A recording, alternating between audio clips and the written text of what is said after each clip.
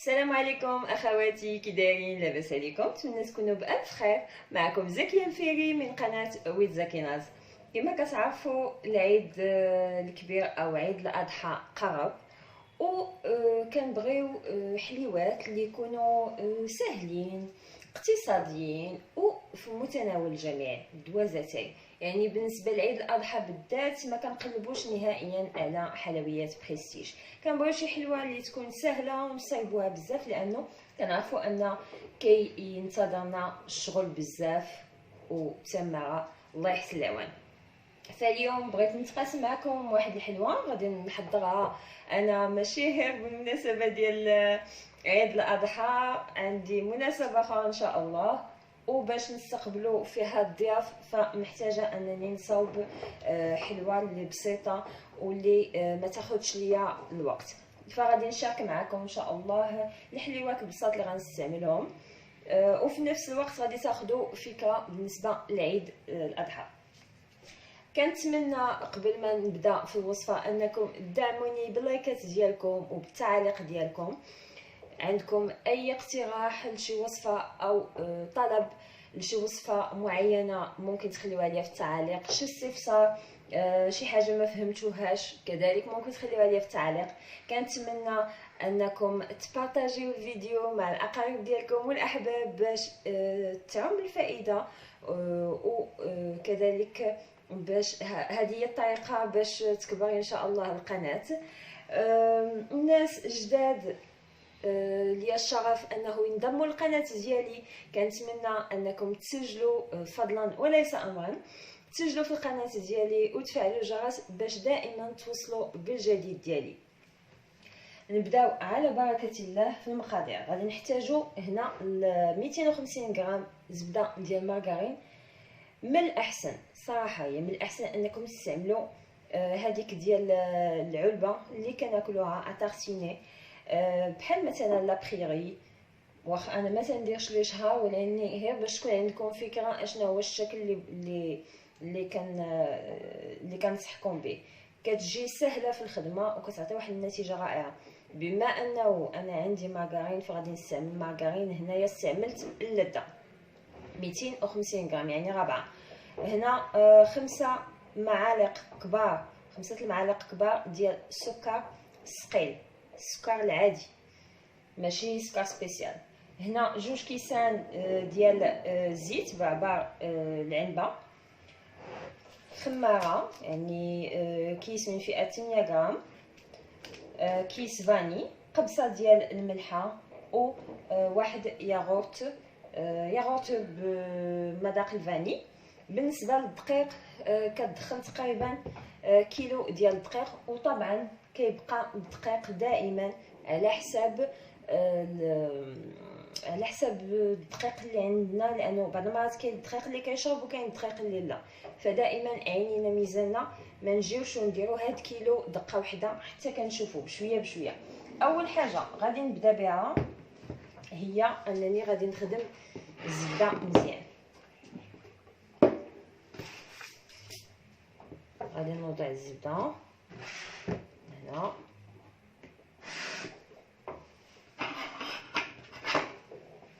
زبده وسكر ثقيل. ضروري هما اول حاجه خاصهم يتعجنوا مزيان حتى تولي الزبده بوماد. في هذه المرحله غادي ندير حتى السكر الفانيلا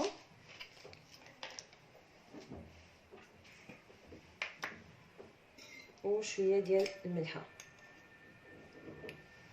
الملحه دائما كتعادل المذاقات. كنعتذر على هذا الازعاج اللي كاين، كنسمع شويه الصداع الفوق. بسم الله. وكنبقى نخلط، كنبقى نعجن الزبده ديالي مع السكر كلاص.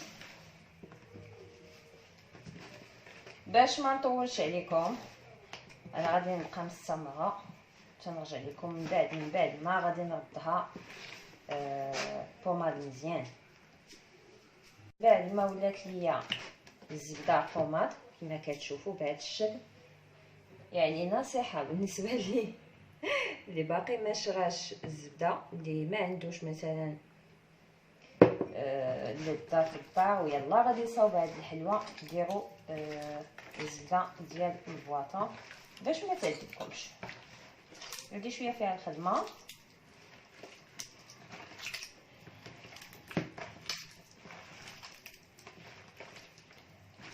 كنبقى نخدم مزيان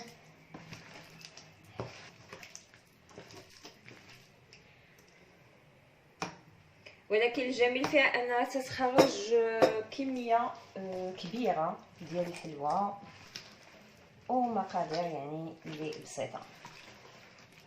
غنبقى مستمره حتى ندخل فيها هاد الزبده كامله ونرجع معكم.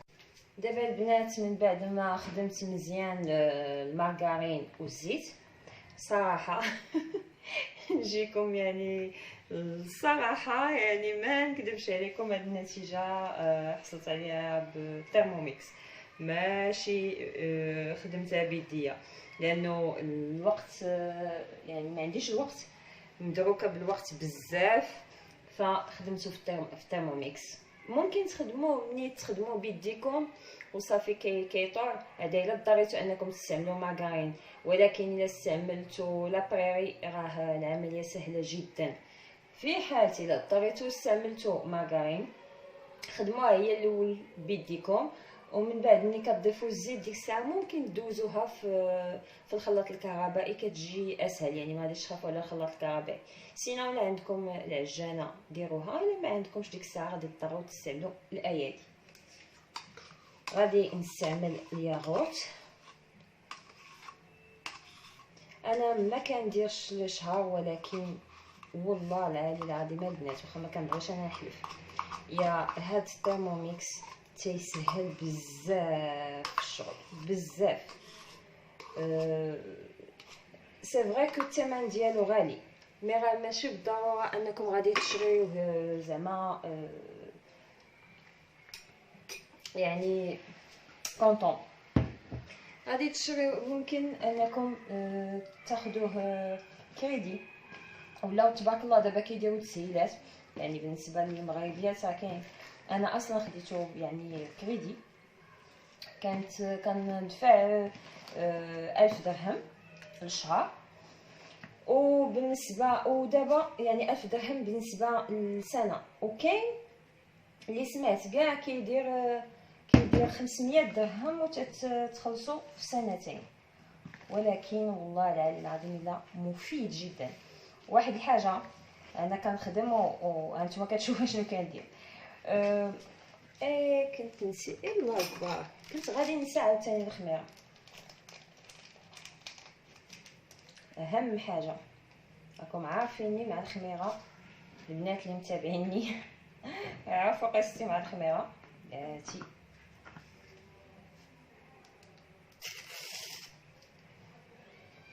روّنت الدنيا كامله، ما علينا نتوما دياولي ماشي مشكل. خاصة مبغيش انا نخدم في الروينه باش كلشي يبان ليا وهذاك. نرجع للهضره. هضرتي قلت لكم مثلا الا طيبتو فيه غير لا سوب او حساء الخضر، الا طيبتوه في الثيرموميكس ماشي نفس المذاق اللي كيخرج بحال الا صوبتوها في طنجره ديال الضغط.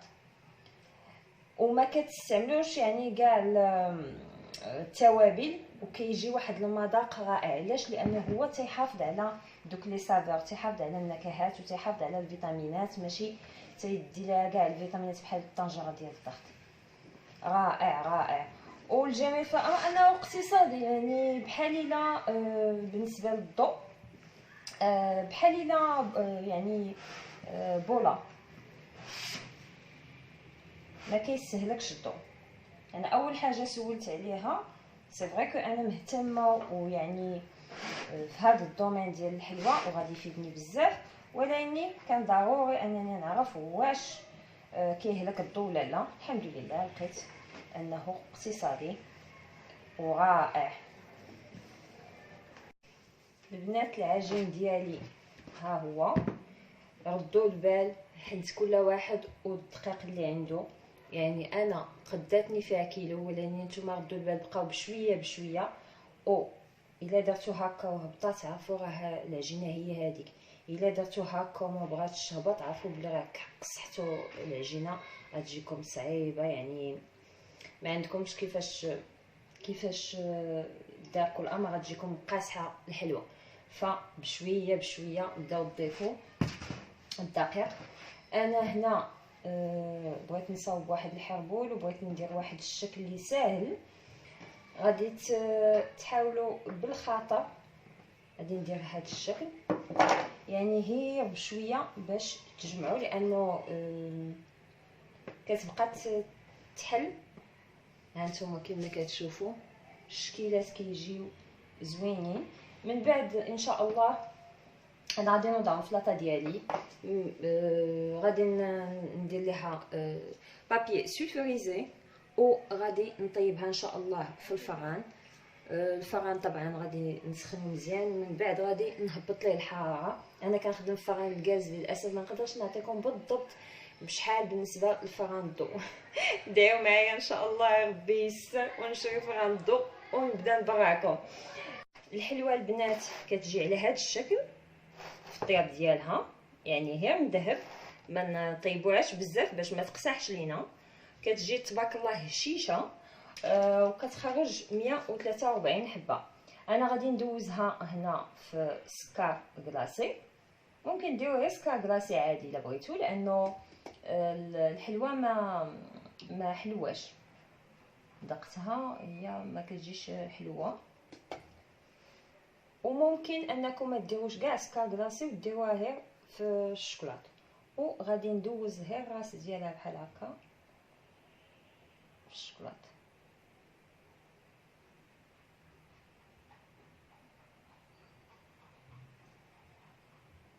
مبغاش يتزوق ليا غادي نولي خدامه بيديا مشكله.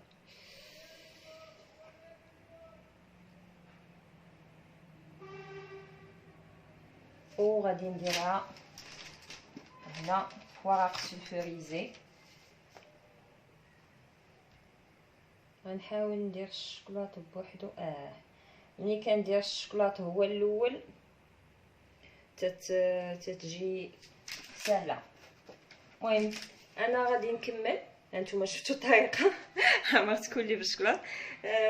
غادي نكمل ومن بعد نوريكم الطبق النهائي. وصفه اليوم كتجي على هذا الشكل. انا زينتها بجوج طرق وانتم لكم الاختيار، قولوا كاع ثلاثه. هنا درت غير سكر كلاصي بوحدو. في هذا الوسط سكر كلاصي والشوكولا، يعني كان كتعذب شويه. من بعد ما كتكونوا دايرين سكر كلاصي وعاد ديروا الشوكولاط ما كيلصقش الشوكولاط، فمن الاحسن ديروا الشوكولاط هو الاول بهذه الطريقه، وعاد ديك الساعه الجهه الاخرى ديروا سكر كلاصي. يعني عندكم هنايا ثلاثه طرق ديال التزيين. ما شاء الله كما قلت لكم تتخرج بزاف. يعني كما شفتوا المقادير اقتصاديه، كتخرج لنا 143 حبه رائعه، والمذاق يا سلام. كنتمنى انكم تجربوها وتردوا عليا الخبر. كان عندكم اي استفسار خليوه ليا في التعليق. ما تنساوش تدعموني باللايكات ديالكم وتبارطاجيو الفيديو مع الاصدقاء ديالكم والاحباب في مواقع التواصل الاجتماعي باش تعمل فائده. وفي انتظار الفيديو القادم اخواتي، استودعكم الله الذي لا تضيع ودائعه. مع السلامه.